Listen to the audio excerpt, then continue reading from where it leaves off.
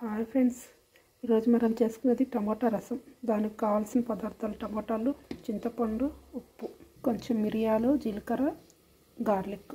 First powder చేసుకుందాం. ఇలా మెత్తగా పౌడర్ చేసుకోవాలి. కొంచెం తెల్లగడ్డ వేసి అది పౌడర్ చేసుకోవాలి. అయిన తర్వాత గిన్నె పెట్టి ఆయిల్ వేసి కొంచెం ఆవాలు, కొంచెం జీలకర్ర కొంచెం ఉప్పు వేసి కాసేపు మగ్గనిద్దాం. ఇలా కలుపుకొని మూత పెట్టేసి కాసేపు మగ్గనిద్దాం. తర్వాత ఈ చింతపండులో కొంచెం వాటర్ వేసి దీన్ని మెత్తగా కలపాలి. మెత్తగా టమాటాలు ఇలా వాటర్ అంతా రావాలి. కాసేపు బాగా మెత్తగా మ్యాష్ చేసుకొని బాగా కొంచెం పసుపు వేసుకొని టమాటా గుజ్జైపోవాలి బాగా.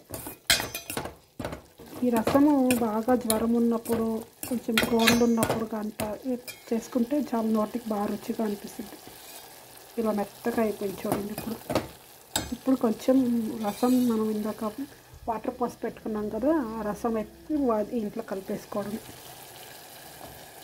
పండు రసం ఎంత కావాలో అంత కలుపుకోవచ్చు. మనం టేస్ట్కి తగ్గట్టు ఇంది వాటర్ వేస్తే కొంచెం సాల్ట్ వేసుకొని ఇందాక చేసాం కదా మిరియాలు, జీలకర్ర, తెల్లగడ్డ పొడి ఇవి దీంట్లో కలిపేసుకోవాలి.